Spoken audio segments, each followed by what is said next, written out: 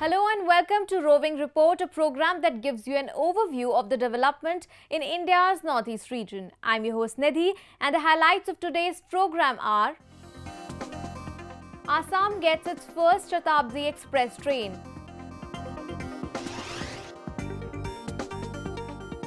Tripartite talks held in New Delhi to discuss the long-pending demand for a separate Bodoland. Nagaland girl creates history by designing the Asia's largest church. And Meghalya's Tasak Lake emerges a favorite among tourists.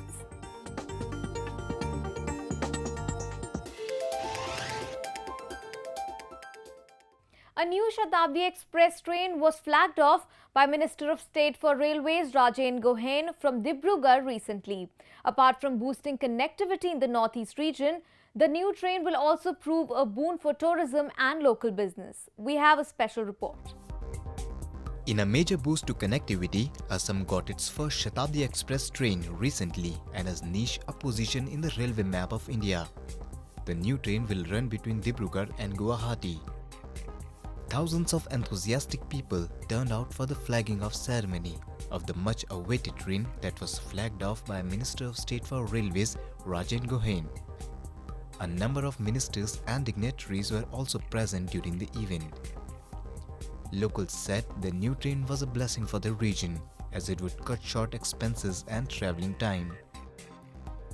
बहुत बढ़िया मेरा journey रहा इससे और सुबह गाड़ी 9:30 बजे खुली थी वहाँ पे और गाड़ी में नाश्ता दिया गया हम लोगों को, चाय से शुरुआत हुई। खाना पीना बहुत बढ़िया था गाड़ी का। अगर इसी तरह से खाना पीना मेंटेन रहा तो कोई शक नहीं है कि रेलवे का नाम काफ़ी आगे होगा इसमें, और गाड़ी अगर सही समय पे चले तो हम लोग को काफ़ी सहूलियत होगा डिब्रूगढ़ आने जाने में। The Shatabdi trains are counted among the fastest and most prestigious trains of Indian Railways, along with Rajdhani and Duronto trains. गाड़ी भी अच्छी है और पहली शताब्दी है तो काफ़ी खुशी हुई है शताब्दी में बैठ करके। खाना पीना भी बढ़िया था, खाने की क्वालिटी अच्छी थी। आसाम के लोगों को बहुत खुशी हुई ये गाड़ी पा करके, और हम लोग किस्मत वाले हैं कि हम कम अब ये गाड़ी मिली हम लोगों को, और आगे भी भविष्य में इस तरह की गाड़ी चलेगी तो लोगों को खुशी होगी, यात्रा में आराम मिलता है लोगों को, सबको बहुत अच्छा लगता है।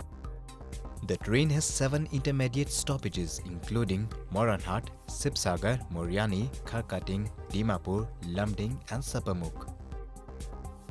The train is scheduled to run 3 days a week from Dibrugarh and vice versa. However, as informed by one of the officials of the Northeast Frontier Railway, the train has 10 AC chair car coaches and 2 luggage cum generator cars. The total fare, which includes charges for food for one adult passenger from Guwahati to Dibrugarh, will be Rs 1095, and between Dibrugarh and Guwahati will be Rs 1010. Centre's effort in launching the first ever Shatabdi Express train in the northeast will not only improve the connectivity of the region but will also boost the trade and economy of the country and the region as a whole. After a gap of 2 long years, a tripartite meeting has taken place between the centre, the Assam government and the All Bodo Students Union in New Delhi, focusing on the Bodoland issue. A discussion on the implementation of the historic Assam Accord also had taken place. We have detailed report on it. Several mass rallies and demonstrations have been staged by Bodo tribal youths, All Bodo student unions and other organizations demanding a separate state of Bodoland within Assam at Kokrajhar. The long-standing issue has resulted in intensifying violence and struggle in Kokrajhar so far. Carving out a solution to this unending problem remains a major issue of concern which remained unsolved since several years. However, to ensure overall development of the Bodos in Assam, a tripartite meeting was held recently in New Delhi after a gap of 2 years between the centre, the Assam government and the All Bodo Students Union that discussed in detail all long-pending issues raised by the Students' Union for a lasting solution, including the demand for a separate state for the Bodos. A 15-member team of representatives of Bodo groups participated in the talks. Moreover, the meeting was called on by the centre as all Bodo Students' Union and its allied movement groups carried out several agitations seeking separate Bodoland state under Article 2 and 3 of the Indian Constitution. আমাৰ ইস্যুটো যে আজিলৈকে সমাধান হোৱা নাই এই কথাটো আমি স্পষ্টকৈ কৈছোঁ যে আমি অতি শীঘ্ৰে বড়োলেণ্ড সমস্যাৰ সমাধান বিচাৰোঁ আমাৰ নিজৰ ভাষা সংস্কৃতি অস্তিত্ব লৈ আমি জীয়াই থাকিব বিচাৰোঁ ইয়াত ভাৰতৰ সংবিধানত সম্পূৰ্ণ ইয়াৰ কাৰণে ব্যৱস্থা আছে কিন্তু সেই ব্যৱস্থাটো আজিলৈকে ভাৰত চৰকাৰে আমাক কৰি দিয়া নাই এই কথাটো আমি তেখেতৰ আগত দাঙি ধৰিছোঁ আৰু তেখেতসকলে কৈছে যে এতিয়াৰ পৰা আৰম্ভ কৰি টকটো মানে পজিটিভ দিশত আগবাঢ়িব আৰু আমি কৈছোঁ যে পলিটিকেল লেভেলতে টকটো কণ্টিনিউ মানে হৈ থাকিব লাগে আৰু অতি শীঘ্ৰে যিমান সোনকালে পাৰে আমি সেইটো লাম্বা টানাটো আমি বিচৰা নাই লাম্বা খিচনা নেই চাহতে তো আমি কৈছোঁ কি যে যিমান সোনকালে পাৰে এই সমস্যাটো সমাধান কৰাৰ কাৰণে government of India policy decision ল'ব লাগে এই কথাটোকে আমি চৰকাৰক স্পষ্ট কৈছোঁ The high-level meeting was chaired by Home Minister Rajnath Singh in presence of Joint Secretary Satyendra Garg, Chief Minister of Assam Sarbananda Sonowal, along with other dignitaries. While chairing the tripartite talk, Rajnath Singh said the centre is committed to ensure equal development of all the communities, including the Bodos, and that all appropriate measures will be taken by the government to ensure overall development of the Bodos living in Assam. During the meeting, the clause-wise implementation of Assam Accord for providing constitutional and economic safeguards to the people of Assam were also discussed in presence of advisor of All Assam Student Union, Samujal Bhattacharya.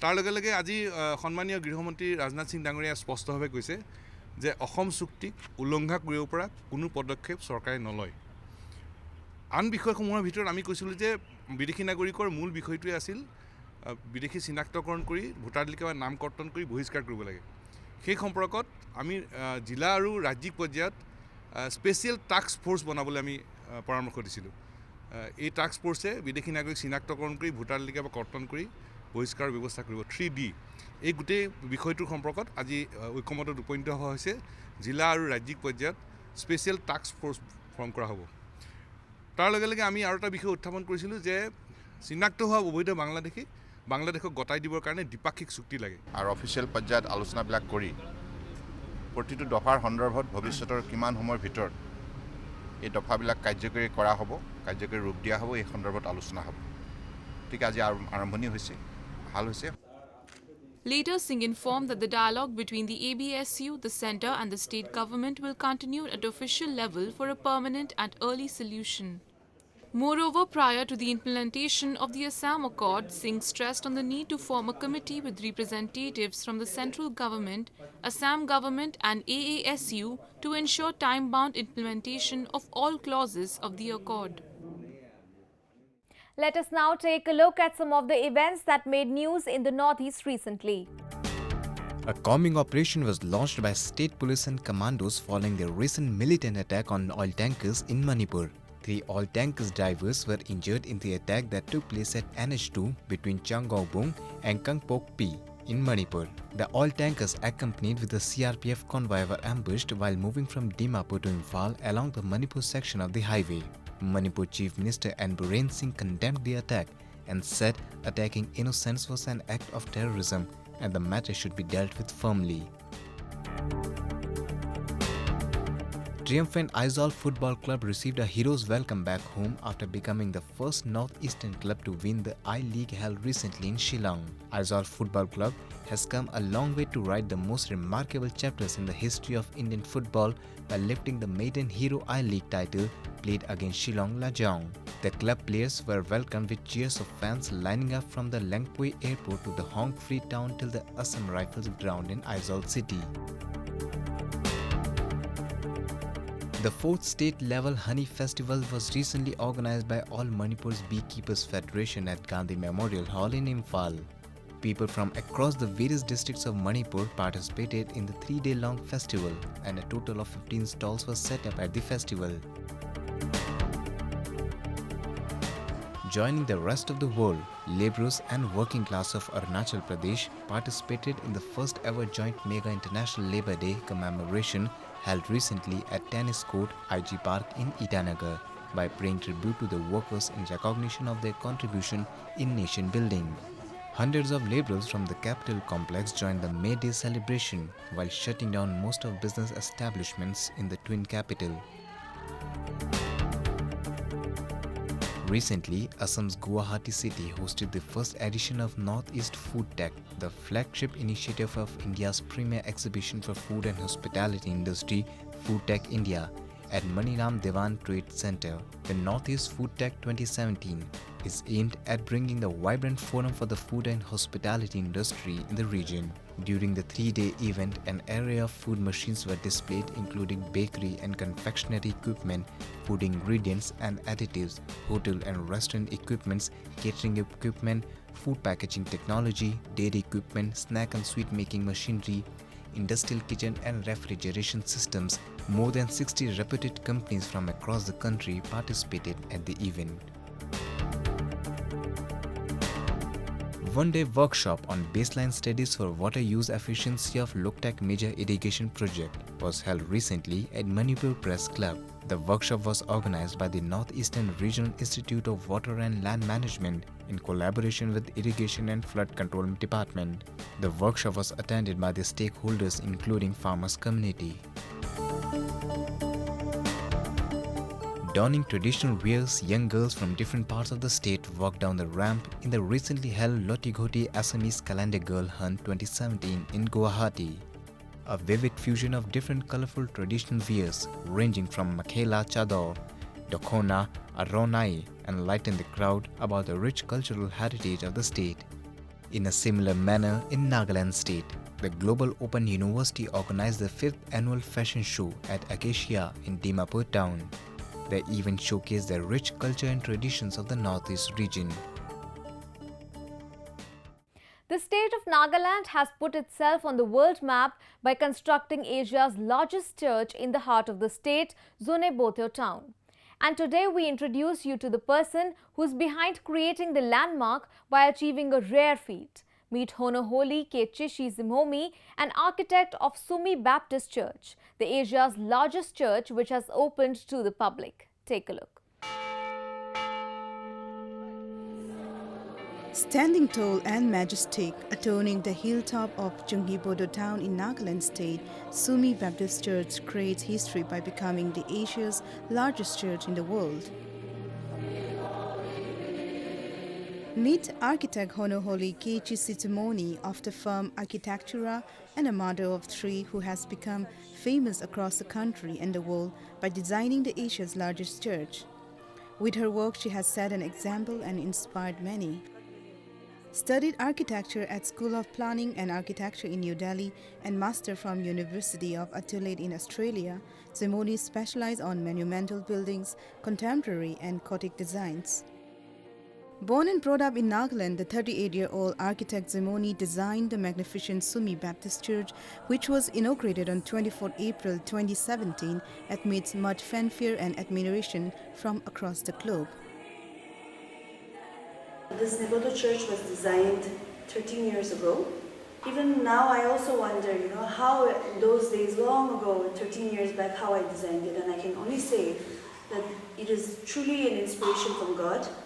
It is His house, and I am very privileged to have had the opportunity to design such a wonderful building for God, and I must say that the inspiration has truly come from God.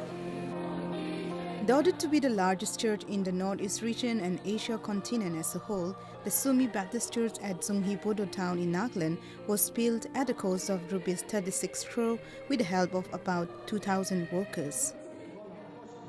We invited her and she did all these designs along with the other engineers. We removed the old building here itself. The old building, it took a few months to remove the old building. We don't have any funding agent, but the church members of this church contributed, they donated. Zimomi designed the egg-shaped church having a seating capacity of 8,500 people with 27 rooms in an 8-story building. Situated atop the hill, the blue tomb and the white turrets of the Sumi Baptist Church can be seen from around 20 villages in the Junghibodo district alone. The construction of the church, which has Gothic touch with contemporary outer shell, started in 2007 and after a decade it got completed in April 2017. Despite being engaged in designing the church, Honoholi Kechi Situmoni maintained a perfect balance between her work and household duties. She took care of her family and maintained a good relationship with relatives and neighbors. She not only knows the art of architect, but she knows the art of dealing with families, her friends, and close relatives, and friends and whatnot. I'm very, very happy to have my daughter like this. At present, Simomi is busy balancing her work with family, making sure that everyone in her family is happy, content, and comfortable. The super talented mom has become truly an inspiration to many, especially the youngsters from the Nagaland state, to follow their own instincts and climb up the success stairs. Meghalaya is known for its lush green landscape, picturesque lakes and waterfalls, and is amongst the cleanest places in the country. One such place in Meghalaya is Tasak Lake, a natural lake which has emerged as a major attraction among tourists. Have a look. Known for its natural beauty, Tasak Lake in Mekhalya's East Karo Hills was naturally formed during the massive earthquake which hit the northeast region in 1897, and the lake has now turned into a popular recreational spot for visitors. Situated about 110 km from Tura in West Karo Hills, the naturally formed lake is spread across 1,500 meters long and about 300 meters wide. Over the years, different state government departments including Songsak Block, Makalya Tourism, Fishery, Integrated Basin Development and Livelihood Promotion Program has created infrastructure to boost tourism in the area and have also constructed Eco Lodge, waiting shed and approach road for the convenience of visitors. At the lake, the visitors can enjoy a boat ride at the cost of ₹50 per hour as they soak in the beauty of the lush trees, listen to the birds chirping and experience nature unadulterated.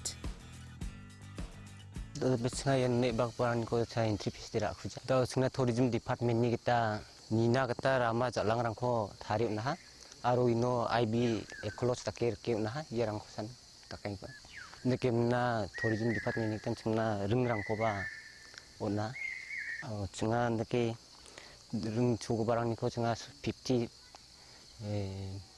8 घंटा o sopong take ra. The lake has been managed by Nabak Yuk Eco and Cultural Forum since July 2016 by engaging the local youths from Songsak area. Hence, the Youth Forum has been making the best efforts to attract the visitors and managing the recreational site with utmost dedication.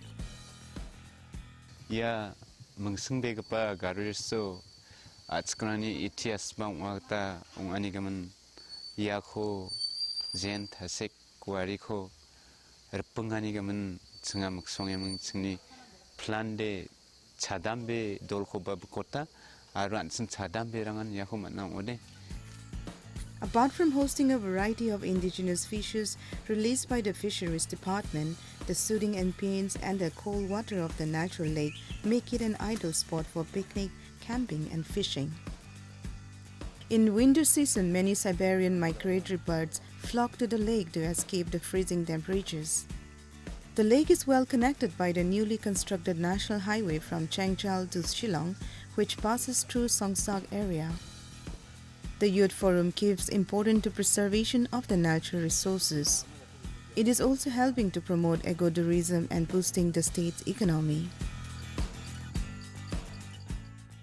Peace and development is the buzzword in the Northeast. Let's take a quick look at some development news from the region. To enhance career opportunities for youngsters living along the international border, BSF in collaboration with Meghalaya government recently organized an orientation program on skill development for the border youths and Maupat in Shillong. A group of 60 youths from bordering districts of West Khasi Hills, Southwest Khasi Hills, East Khasi Hills, West Jaintia Hills and East Jaintia Hills districts participated in the program. The youths were trained in various aspects like physical fitness, general intelligence and reasoning, general knowledge and general awareness, elementary mathematics, basic English and basic Hindi. Recently, Community Network for Empowerment launched the Free from Hepatitis C Phase 2 in association with Babina Diagnostics Imphal at the Manipur Press Club, Major Khul Imphal. Realizing the need and urgency, CONE have been compelled to approach the philanthropic organizations and individual donors to mobilize resources to support the treatment of some widows who have been grappling with the disease, which can be fatal but can't afford the treatment. With the launching of Free from Hepatitis C, Community Network for Empowerment will provide free hepatitis C virus treatment to underprivileged patients, including widows living with HIV, HCV co-infection. Bamboo has been an intrinsic part of social and cultural life of the people in India, especially the Northeast region. The Green Gold Bamboo Summit, which was recently held in Assam's Guwahati city, created platform for the stakeholders, policy makers and bamboo farmers for deliberation and discussion on brainstorming new ideas for a greater leap in bamboo industry. A report.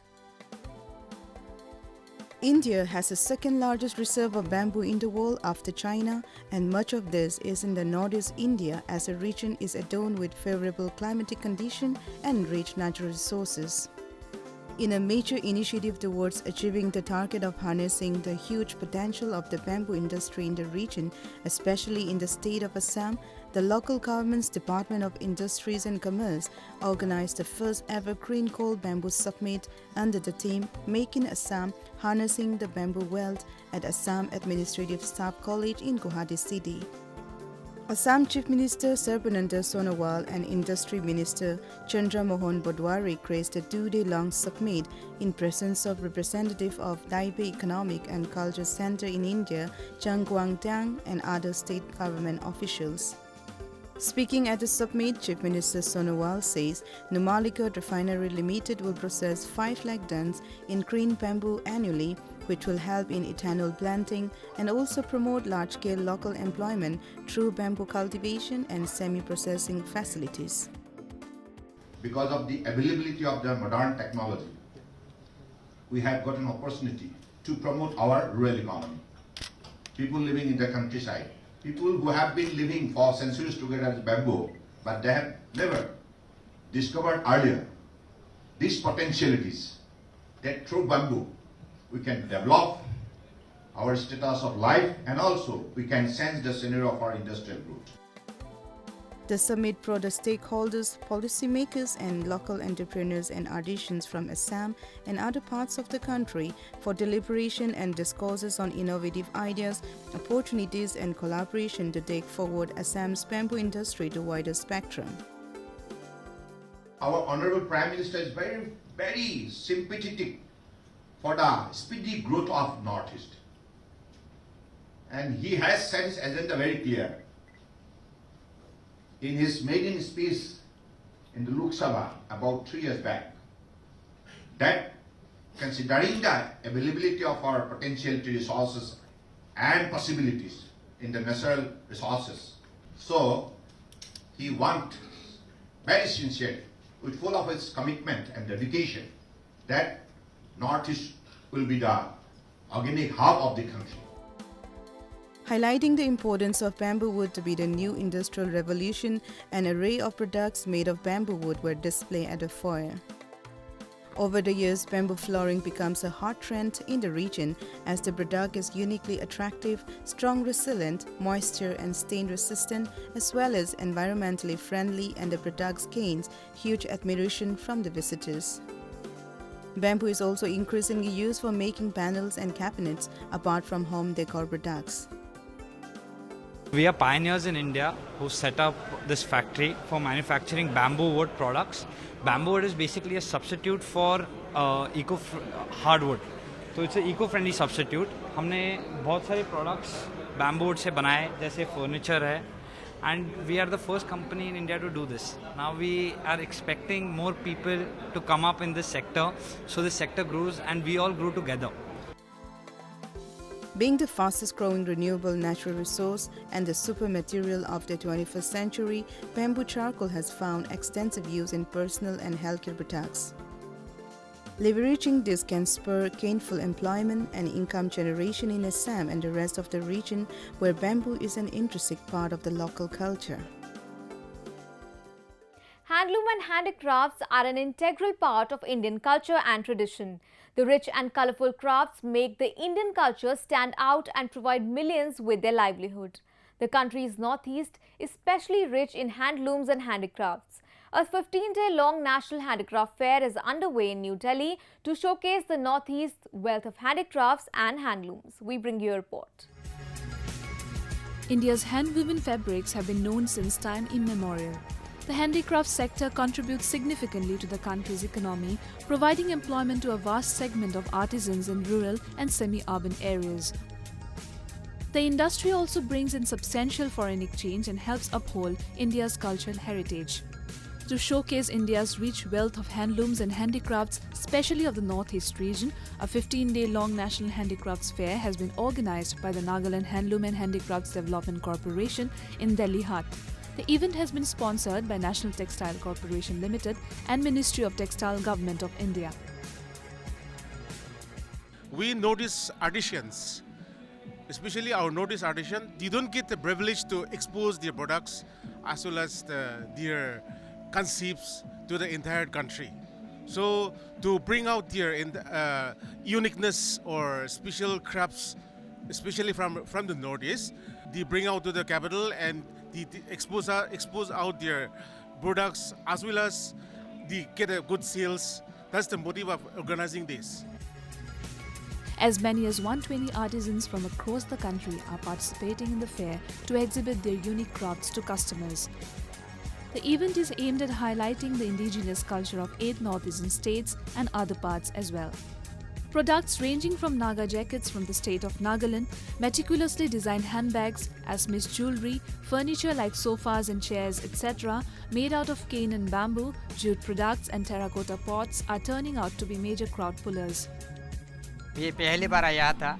अभी तो bamboo तो अच्छा हाथ से बना हुआ, तो बहुत खुद से बना हुआ, बड़ा आइटम बना हुआ, और कुर्सी बना हुआ, और बम्बो का सुपर सेट बना हुआ, और कुर्सी और फ्लावर पॉट बना हुआ, अभी तो कुछ बनाता है।